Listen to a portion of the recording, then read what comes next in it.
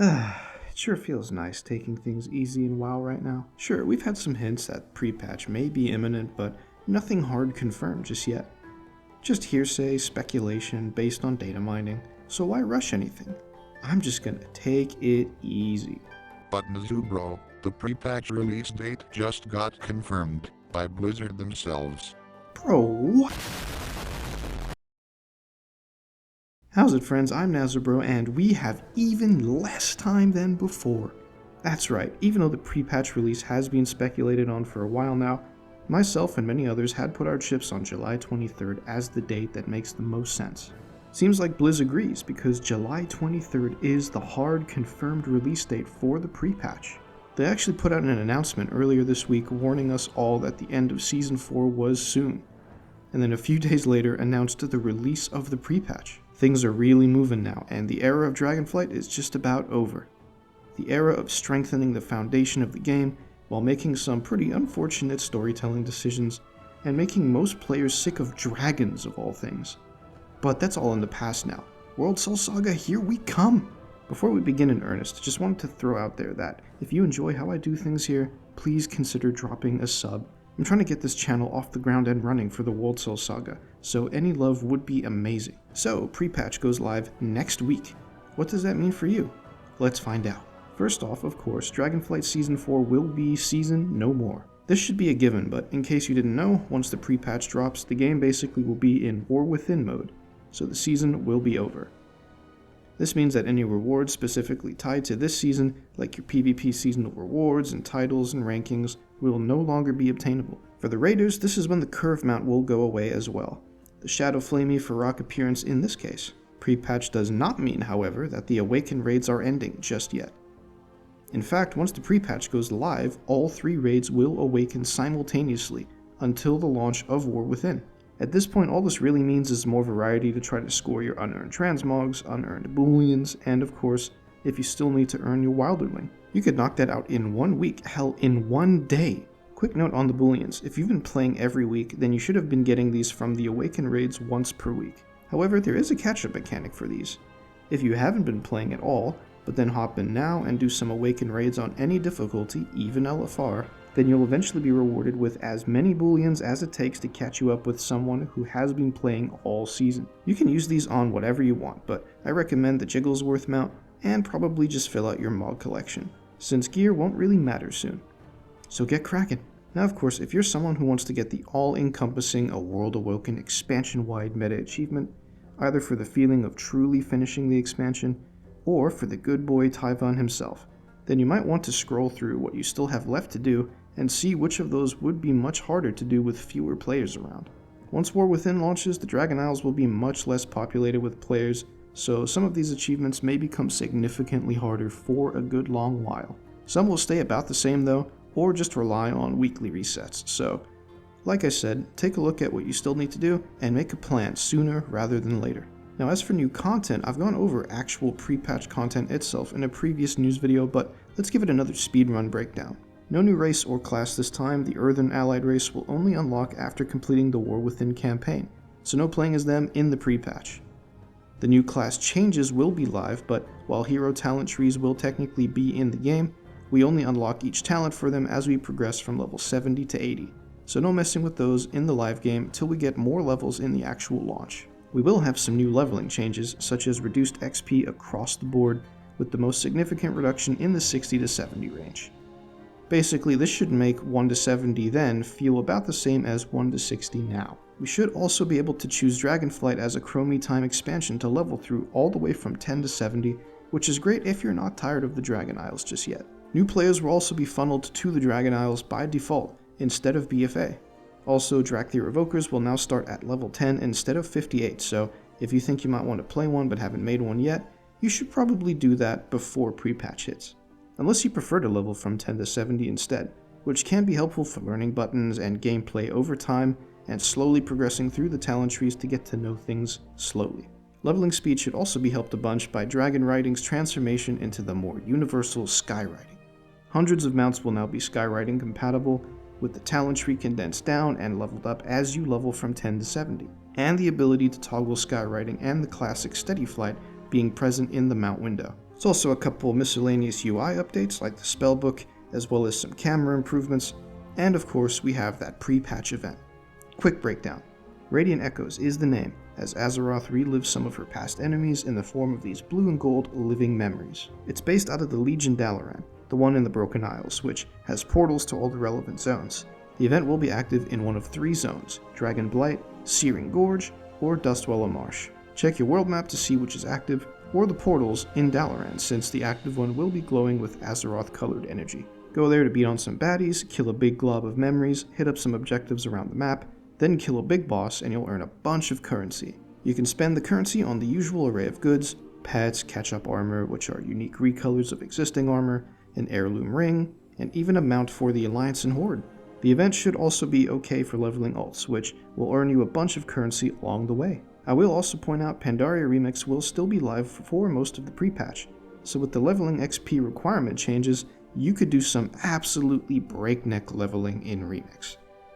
Remix characters will still be locked to Pandaria, however, and will only be converted to normal characters after the event ends, just days before early access for the War Within begins. And now a bit that I added in a bit later, which is why this part might sound a bit different from the rest of the video.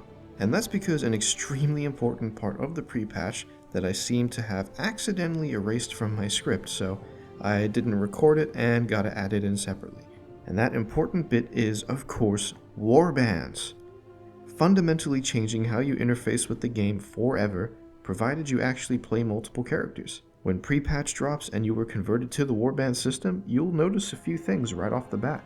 Number 1, your login screen will be different, where you can put your favorite 4 characters on display, and any ults from all realms will be listed under the same login screen.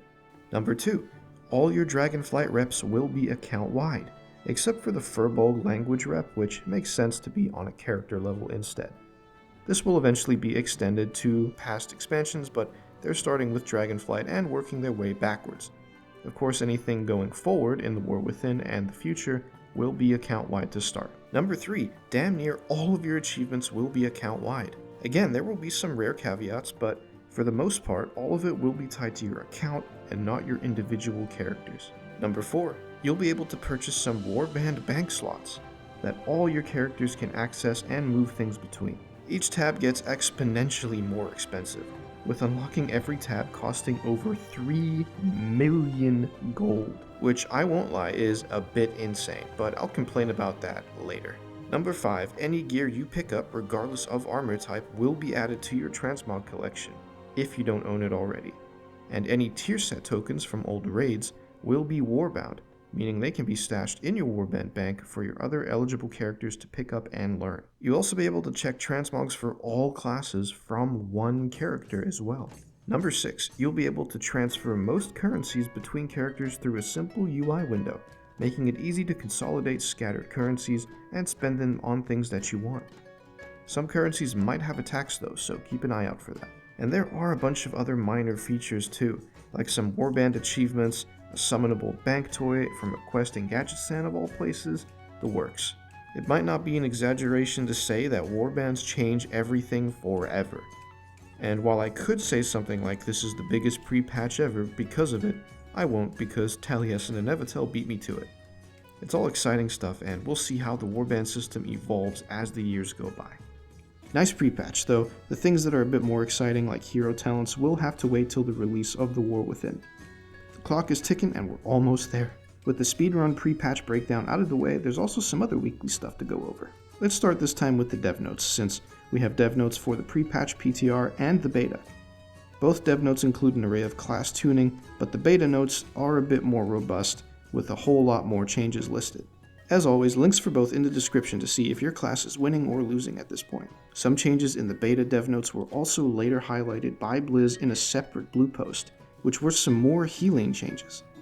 Since health pools are increasing in relation to how they are in Dragonflight right now, percentage-based healing has been reduced to keep their strength feeling about the same. They reiterate the intention is for things to stay about the same and not be easier or harder. This is also part of Blizz's ongoing efforts to make healing feel less reactionary, its big burst damage moments, and more something that needs to be sustained over time. I don't play healing specs very often, so if you're a healer main, I'd love to hear your opinions on this in the comments. Please let me know. More stuff from the beta and or PTR builds. Blizz has taken some feedback about the new Xal'atath themed M+ affixes and shaken things up a bit yet again. One of the previous Xal'atath's bargain affixes, which become active from +2 onwards, in this case Xal'atath's bargain Frenzied, has been yeeted out the game and replaced with Xal'atath's bargain Voidbound.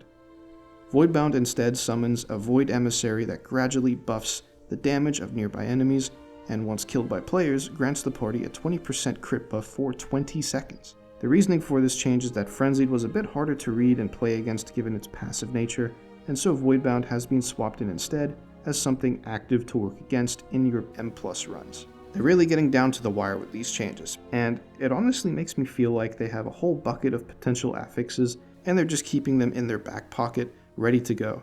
All of these could probably be easily rethemed around a different season, so I figure that's probably the most likely case. Speaking of feedback, Blizz also responded directly to Delve feedback. XP gains from Delves have been increased, and some general tuning has been applied across the board, with specific interest being on classes that struggle by themselves, which is great news for me because I main a mage most of the time. Some tweaks to the Bountiful Delves, the weekly variants that are more rewarding. They will be consumed upon completion, encouraging players to go check out other delves instead of just farming the same one. The chests found at the end of Bountiful Delves will also be juiced up a bit to counter this. The number of keys for the locked chests are also being looked at, and the idea is that Bountiful Delves should be very rewarding on a weekly basis even without keys. Also some tweaks to Bran himself, and some changes to some specific bits of certain delves. I am looking forward to delves, so I hope these changes make them feel good by the time we get our hands on them in the live game. Some other smaller bits of things from the beta. The player model map has been updated to show Khazal-Gar. Portals around the embassy to the allied race areas can now be accessed by everyone. A new tavern in the expansion capital, Dornagal, that is full of some sketchy individuals, including several from the Rogue Order Hall, like Valera. Very interesting. And the credits have been updated as well, to include those who worked on the War Within. Earthen Voices are also now in, and the current build of the PTR is a release candidate. That basically means that it's feature complete enough to get pushed out to the live game, so any changes Blizz are still planning are really coming down to the wire here. Seriously, we're almost there, bros. That's about everything from the PTR and beta, so let's take a look at what's going on elsewhere.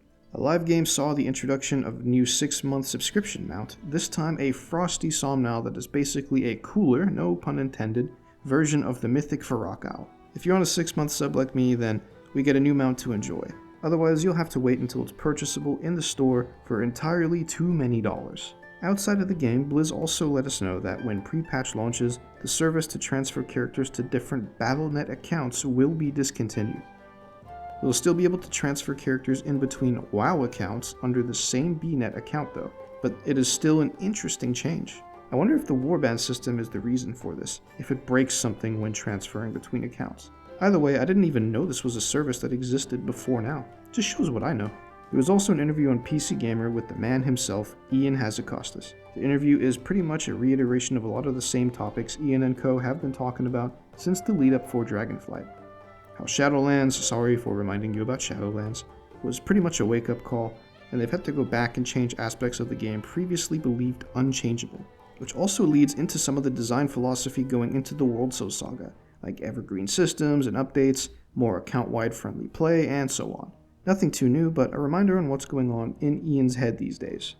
One last pretty funny story for today. With WoW's return to China, NetEase is again putting their money where their mouth is, for something unprecedented.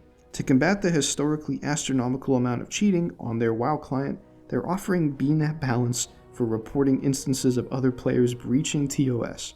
This by itself is already pretty funny to me, effectively weaponizing their player base against each other. What takes it up a notch is that there is a literal leaderboard for the top reporters and some real money up for grabs if the reports lead to actual legal action, which could reward upwards of 100,000 yuan, which is about 14,000 USD. That is insane.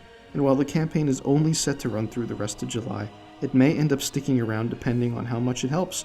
It's just wild stuff. And that's about it for the news. So yeah, we've got the hard confirmed release date for the pre-patch. War Within is almost here. Normally, I like to go over what I've been doing in WoW and other games at the end of my news videos, but since this script is long enough already, suffice it to say I've been playing on some ults, but I have still mostly been playing other games like Elden Ring, which I finally beat the DLC for, some Final Fantasy XIV as well, still going slow and steady, and some Street Fighter 6, which is always hard as nails. Anyways, thanks for taking the time to watch this video. If you made it to the end, you're a legend. Please go ahead and drop a like if you enjoy how I do things here, and subscribing would mean the world to me. I'm trying to get this channel off the ground for the World Cell Saga, so every little bit helps. Until next time, stay safe, bros.